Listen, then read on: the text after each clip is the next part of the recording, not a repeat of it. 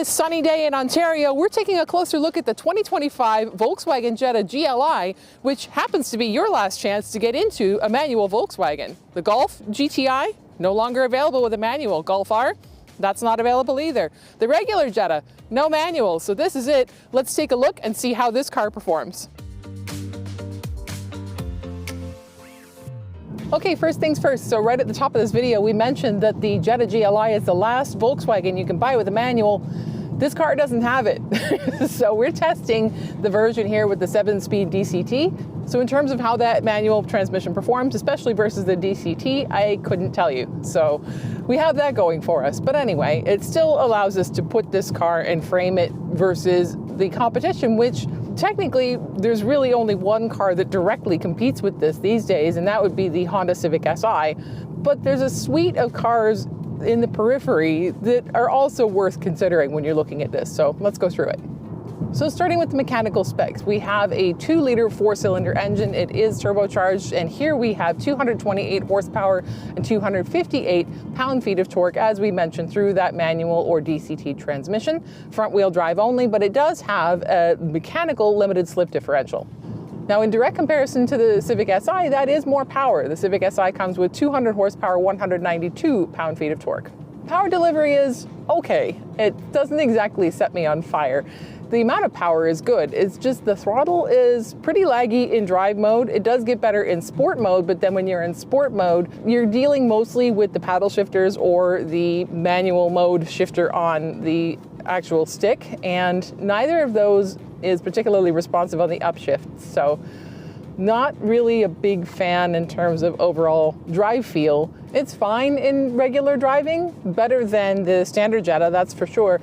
But like I said, it doesn't exactly inspire me to go hit the back roads. In sport mode, it feels like there's more capability to it than most people will be able to really extract from it in everyday driving. There doesn't seem to be a happy medium. Regular drive mode is fairly pedestrian. Sport mode can do quite a bit, but there's not a happy medium in terms of hitting the back roads and getting just that extra little kick that makes your day. I will say, for where this car sits in the market, the suspension is really nice. It's a McPherson strut front and multi-link rear, and it's nicely balanced. It's stiff and nicely responsive, especially with the steering, which is quite tight and also responsive, and yet it's not overly crashy. You may hear a bit of tire noise here. It's on winters, so we have to forgive it a little bit for that. It really finds a nice medium in terms of providing that sporty feel while also on rougher roads like we see here in Canada, not being so stiff that it's uncomfortable.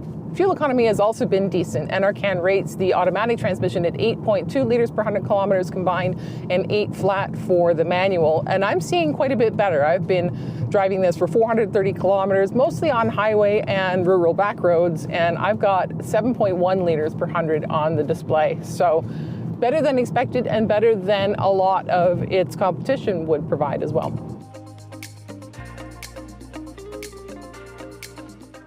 In terms of appearance, the 2025 Jetta gets a refresh for this model year.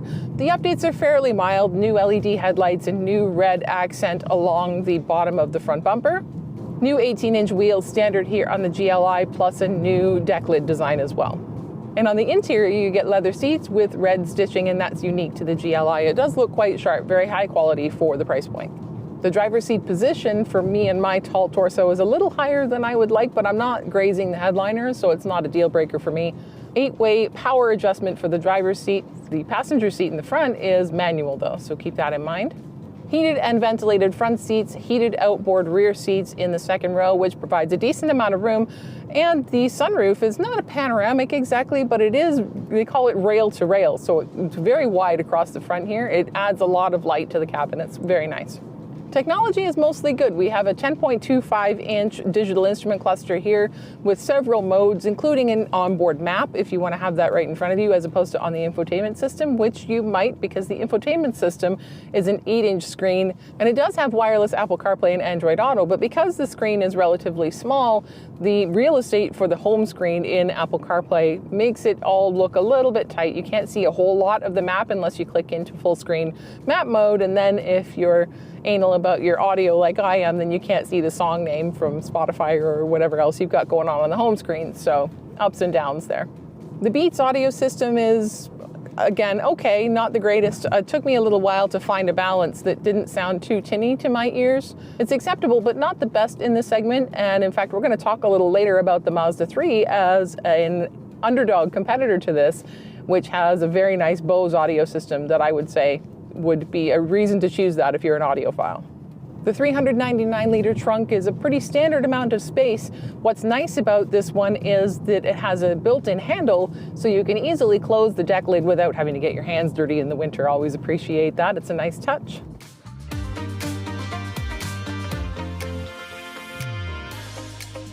Okay, I'm parked now so I can go through my notes with you, because here's the thing. The Jetta GLI, for the price, which is as tested $38,476, and that includes the $2,050 PDI charge, is a good value for an everyday driver. If it was a little bit more energetic in the regular drive mode, a little more responsive on the throttle, I would not hesitate for a second to recommend it. But like I said at the beginning, it doesn't set me on fire, and I think that there are a couple of other cars that you should consider cross-shopping with this. You still might land here. It's a decent value, especially for the price. But there are a couple of other things you should look at while you're making your decision. The obvious one is the Honda Civic Si, which is manual only. As we know, that's one of the trademark things about the Honda Civic Si. And so you would want to test drive them back to back to see how you feel about those two manual transmissions. I have driven a Honda transmission recently, the manual, and I love it.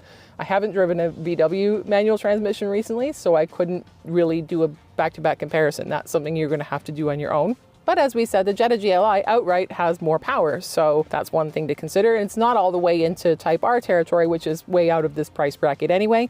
And the GLI offers the automatic transmission. There are some people who just don't want to drive a manual anymore for whatever reason. However, if you're at the point where you're looking at an automatic and you want a Volkswagen, you might want to look at the Golf GTI or even the Golf R instead, depending on your needs.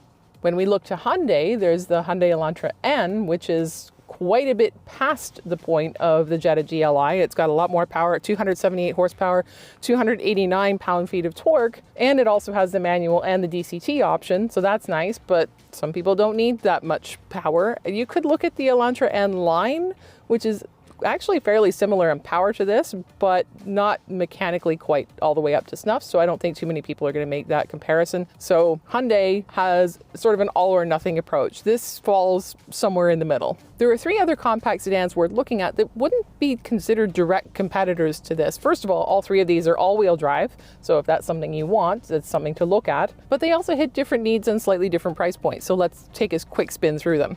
A sleeper competitor to this, as I said earlier, I think is the Mazda 3 Turbo. You can't get the turbo engine and the manual transmission together on the Mazda 3 sedan, so that is something to consider. But at a baseline power output of 227 horsepower and 310 pound-feet of torque, and a price of $41,187, just a little bit over this, about $3,000 more, the Mazda 3 offers also all-wheel drive and somewhat better interior features that make a pretty good case for itself up against the GLI here. You could also maybe consider the Subaru WRX or the Toyota GR Corolla, although both of those are all-wheel drive, more expensive, and not really the same intention as the Jetta GLI.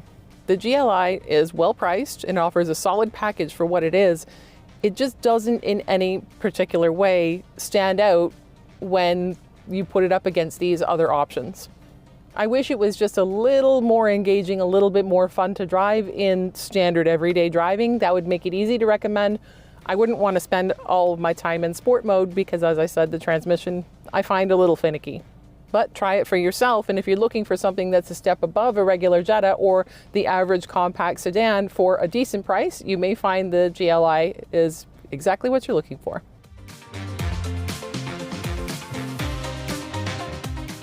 So the too long didn't watch version is this. If you want a manual Volkswagen, this is it. This is your choice. But in terms of the GLI and how it stands out among its competition, there's nothing that really makes it particularly outstanding. There are so many other options to choose from. It's worth shopping your way around those. Before you land on the Jetta GLI, the one thing that might lead you toward this car is its price, which is very reasonable for what it offers.